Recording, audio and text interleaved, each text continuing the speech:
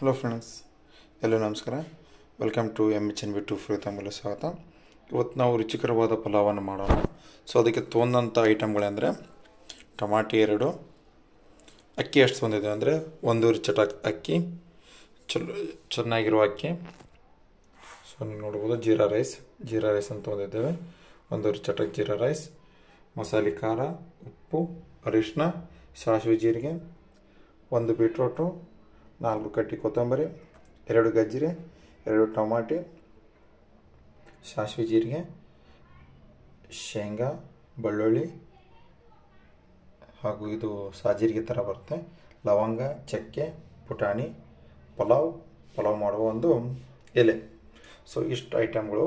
So ನಾವು ಮೊದಲನೇದಾಗಿ ಈ ಬೆಳ್ಳುಳ್ಳಿ, ಲವಂಗ ಹಾಗೂ ಈ ಒಂದು ಏಲಕ್ಕಿ, ದಾಲ್ಚಿನ್ನಿಯನ್ನು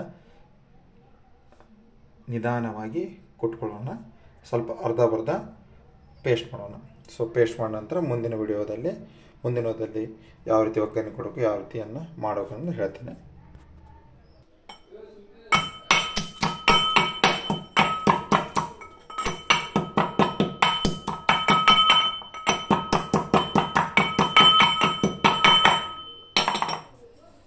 ಸ್ವಲ್ಪನೇ ಇದು ಮಾಡಿ ಲವಂಗ ಹಾಕೊಳ್ಳಿ.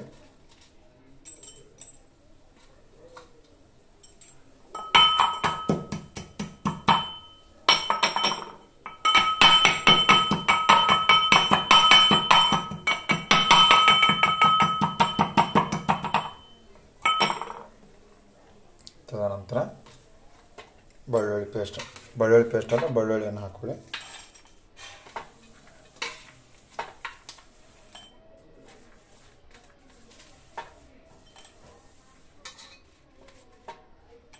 ಸೊ 4ರಿಂದ 5 ಬೆಳ್ಳುಳ್ಳಿ.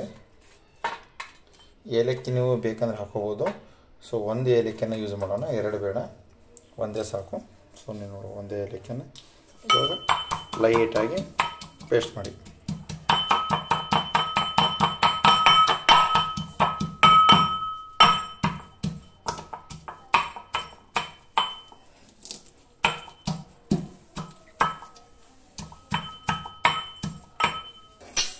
ಸೊ ಇವಾಗ ಗ್ಯಾಸನ್ನು ಆನ್ ಮಾಡೋಣ.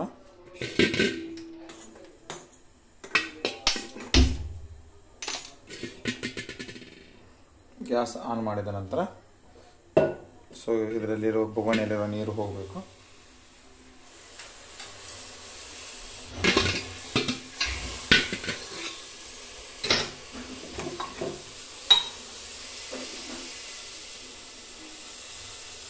ಸೊ ನೀವು ನೋಡ್ತಾ ಇದ್ರೆ ಬೊಗಣೆಯಲ್ಲಿ ನೀರು ಹೋಗಿದೆ. ಇವಾಗ ರುಚಿಗೆ ತಕ್ಕಷ್ಟು ಎಣ್ಣೆ, ರುಚಿಗೆ ತಕ್ಕಷ್ಟುನಕ್ಕಿಂತ ಈ ಪಲಾವಿಗೆ ಐಟಮ್ಗೆ ಬೇಕಾಗುವಷ್ಟು ಎಣ್ಣೆ. So I think this much is oil is enough for pulao. So ಎಷ್ಟು ಎಣ್ಣೆ ಸಾಕು, ಯಾಕಂದರೆ ಐಟಮ್ ಭಾಳ ಇದೆಯಲ್ಲ. ಸೊ ಐಟಮ್ಗಾಗಿ ಎಷ್ಟು ಎಣ್ಣೆ ಬೇಕಾಗುತ್ತೆ. ಸೊ ಎಣ್ಣೆ ಕಾಯುವವರೆಗೆ ಹಾಗೆ ಬಿಡಿ. ನೋಡಿ, ಎಣ್ಣೆ ಕಾಯಬೇಕು. ಎಣ್ಣೆ ಕಾಯುವವರೆಗೆ ಹಾಗೆ ಬಿಡಿ, ಏನೂ ಹಾಕಬೇಡಿ. ಸೊ 1-2 ಕಾಳು ಶೇಂಗಾ ಹಾಕಿ ನೋಡೋಣ, ಎಣ್ಣೆ ಕಾಯ್ದಿದೆಲ್ಲಮ್ಮ ನೋಡೋಕ್ಕೆ. ಸೊ ನೋಡ್ಬೋದು, ಎಣ್ಣೆ ಲೈಟಾಗಿ ಆಗ್ತಾಯಿದೆ, ಇನ್ನೂ ಕಾಯ್ದಿಲ್ಲ. ಸೊ ಕಾಯಬೇಕು ಎಣ್ಣೆ.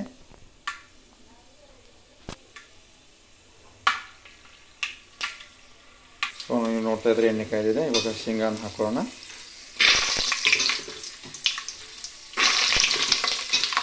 ಸೊ ನಿಧಾನವಾಗಿ ಶೇಂಗಾವನ್ನು ಹಾಕೊಳ್ಳಿ.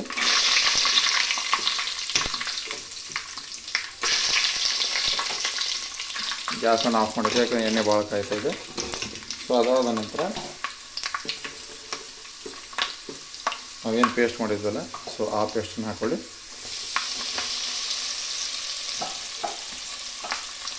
ಸೊ ಇವಾಗ ಪಲಾವ್ ಎಲೆ ನಾವು ಇಟ್ಕೊಂಡಂಥ ಪಲಾವ್ ಎಲೆ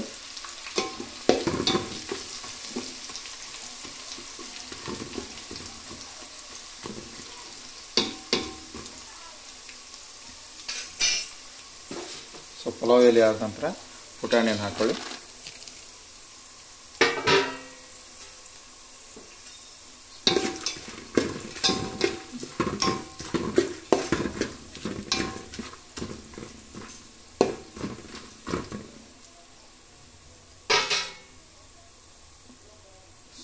ಗ್ಯಾಸ್ ಲೈಟಾಗಿ ಆನ್ ಇರಲಿ. ಸೊ ಹೊತ್ತಬಾರ್ದು, ಲೈಟಾಗಿ ಆನ್ ಇರಲಿ. ಸೊ ಪುಟಾಣಿ ಆಮೇಲೆ ಪಲಾವ್ ಎಲೆ ಸ್ವಲ್ಪ ಲೈಟಾಗಿ ಕೆಂಪಾಗಬೇಕು. ಸೊ ಇದು ಲೈಟಾಗಿ ಕೆಂಪಾಗ್ತಾ ಇರುತ್ತೆ. ಅದರೊಂದಿಗೆ ನಾವು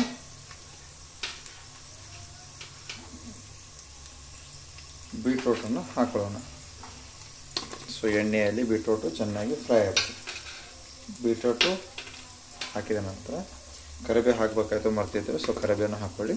ಸೊ ಕರಿಬೇವು ಬೀಟ್ರೂಟು ಏನಿದೆಲ್ಲ ಅಷ್ಟು ಐಟಮನ್ನು ಹಾಕಿ, ಗಜ್ಜರಿ, ಸೊ ಎಲ್ಲ ಐಟಮನ್ನು ಹಾಕಿ. ಸೊ ಇವು ಹಾಕಿದ ನಂತರ ಅವು ಎಣ್ಣೆಯಲ್ಲಿ ಚೆನ್ನಾಗಿ ಫ್ರೈ ಆಗುತ್ತೆ.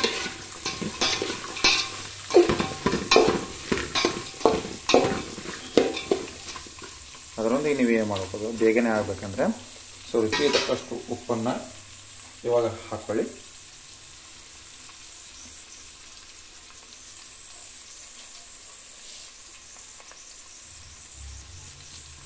ಸೊ ರುಚಿಗೆ ತಕ್ಕಷ್ಟು ಉಪ್ಪನ್ನು ಹಾಕ್ಕೊಳ್ಳಿ. 2 ಚಮಚ ಹಾಕಿದ್ದೀನಿ. ಆಮೇಲೆ ಟೇಸ್ಟ್ ಮಾಡಿ ಮತ್ತೆ ಹಾಕೋಣಂತ.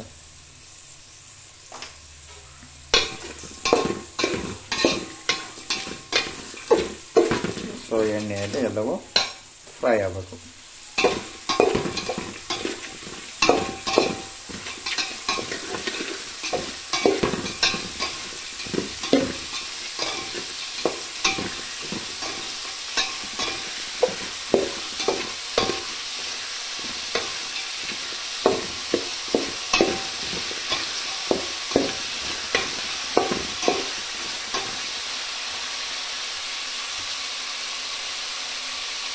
ಸೊ ಚೆನ್ನಾಗಿ ಎಣ್ಣೆಯಲ್ಲಿ ಫ್ರೈ ಆಗ್ತಾಯಿದೆ. ಸೊ ಅದರೊಂದಿಗೆ ನಾವು ಇದಕ್ಕೆ 2 ಟಮಾಟೆನ ಹಾಕಿದ್ವಲ್ಲ, ಸೊ ಆ ಟಮಾಟೆನ ಕೂಡ ಹಾಕೋಣ.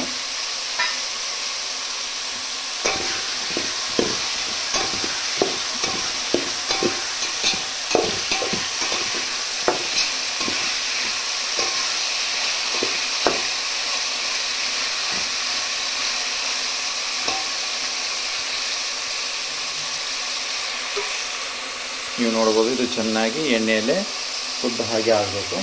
ಅದರೊಂದಿಗೆ ಸ್ವಲ್ಪ ಕೊತ್ತಂಬರಿಯನ್ನು ಇವಾಗ ಹಾಕೋಣ. ಇನ್ನು ಉಳಿದ ಕೊತ್ತಂಬರಿಯನ್ನು ತದನಂತರ ಲಾಸ್ಟಿಗೆ ಹಾಕೋಣ.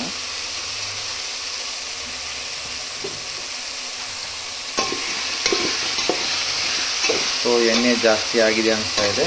ಸರಿ, ನೋಡೋಣ.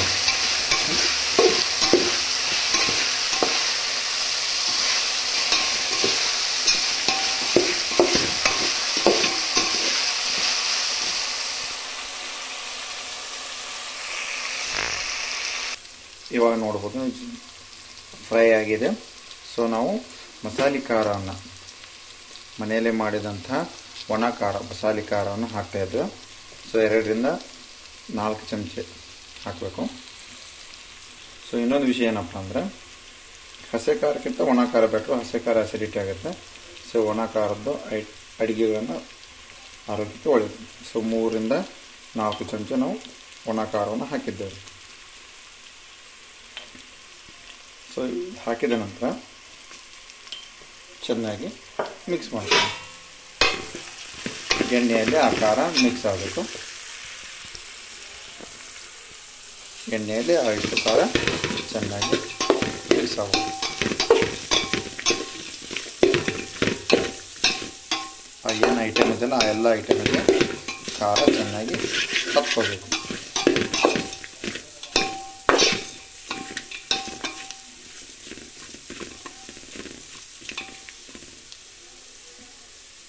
ಸೊ ಚೆನ್ನಾಗಿ ಹತ್ಕೊಂಡ ನಂತರ ಸ್ವಲ್ಪ ನಾವು ಏನು ಮಾಡಬೇಕು, ಸ್ವಲ್ಪ ನೀರನ್ನು ತೆಗೆದುಕೊಳ್ಳೋಣ.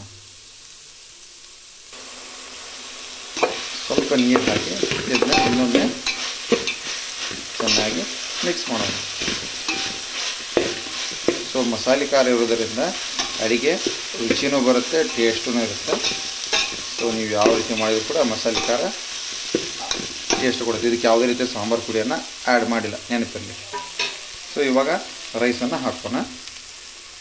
ಸೊ ರೈಸ್ ಅಂದರೆ ಅಕ್ಕಿಯನ್ನು ಇವಾಗ ಹಾಕೋಣ. ಇದಕ್ಕೆ ಇನ್ನೊಂದು ಅಂಶ ಸ್ನೇಹಿತರೆ, ಸ್ವಲ್ಪ ಅರಿಶಿಣದ ಪುಡಿಯನ್ನು ಇದಕ್ಕೆ ಆ್ಯಡ್ ಮಾಡೋಣ. ಸೊ ಅರ್ಧ ಚಮಚದಷ್ಟು ಅರಿಶಿಣ, ಭಾಳ ಆದರೆ ವಿಷ ಆದಂಗೆ ಆಗುತ್ತೆ. ಸೊ ಅರ್ಧ ಚಮಚದಷ್ಟು ಅರಿಶಿನ ಪುಡಿ ನೋಡಿ ಕೆಳಗಡೆ ಹೋಗ್ತಾ ಇದೆ. ಸೊ ಅದಕ್ಕೆ ನೋಡಿ ಇವಾಗ ಗ್ಯಾಸನ್ನು ಲೈಟಾಗಿಟ್ಟು ಅಕ್ಕಿಯನ್ನು ಹಾಕೋಣ.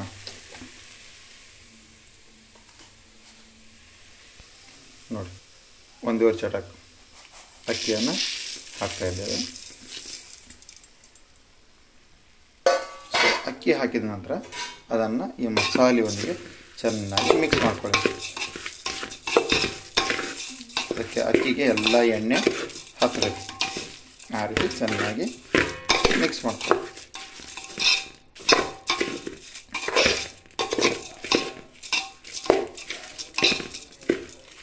ಸೊ ಇದು ಚೆನ್ನಾಗಿ ಮಿಕ್ಸ್ ಆಗಬೇಕು.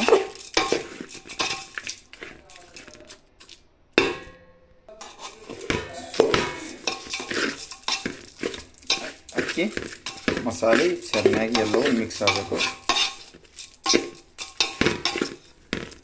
ಸೊ ನೋಡ್ಬೋದು ಚೆನ್ನಾಗಿ ಮಿಕ್ಸ್ ಆಗಬೇಕು. ಸೊ ಮಿಕ್ಸ್ ಆದ ನಂತರ ಇವಾಗ ನಾವು ಅಕ್ಕಿ ಎಷ್ಟು ತೊಗೊಂಡಿರ್ತೇವೆ ಸೊ ಅಕ್ಕಿಗೆ 2 ಪ್ರಮಾಣ. ಅಂದರೆ ನೀವು ಅಕ್ಕಿ ಹಾಕಬೇಕಾದ್ರೆ ಗ್ಲಾಸ್ನಿಂದ ಹಾಕಿದರೆ ನಿಮಗೆ ಎಕ್ಸಾಕ್ಟ್ ಎಷ್ಟು ಅನ್ನೋದು ಗೊತ್ತಾಗುತ್ತೆ. ಸೊ ಎಷ್ಟು ಅಕ್ಕಿ ಹಾಕಿರ್ತೀರ ಅದರ 2 ಪಟ್ಟು ನೀರು. ಹಳೆ ಅಕ್ಕಿ ಇದ್ದರೆ ಸ್ವಲ್ಪ ನೀರು ಜಾಸ್ತಿ ಹಾಕಬೇಕು. 2ರಿಂದ 2.5 ಪಟ್ಟು ಹೆಚ್ಚಿಗೆ ನೀರನ್ನು ಹಾಕಬೇಕು. ಸೊ ಇವಾಗ ನೀರನ್ನು ಹಾಕೋಣ ಇದಕ್ಕೆ.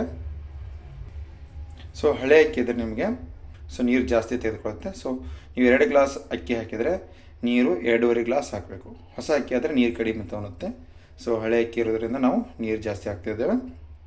ಸೊ ಈಗೆಲ್ಲ ಚೆನ್ನಾಗಿ ಅಕ್ಕಿಯೊಂದೇ ಮಿಕ್ಸ್ ಮಾಡಿದ್ದೇವೆ.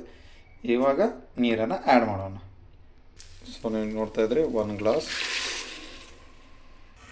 ಸೊ ನೋಡ್ಬೋದು ಇವಾಗ ನೀವು ನೀರನ್ನು ಅಳತೆಯನ್ನು ನಾವು ಹಾಕಿದ್ದೇವೆ.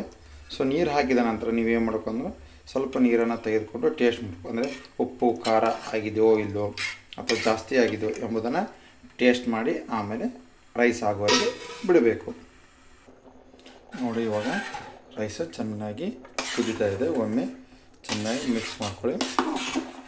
ಸೊ ಮಿಕ್ಸ್ ಮಾಡ್ಕೊಂಡು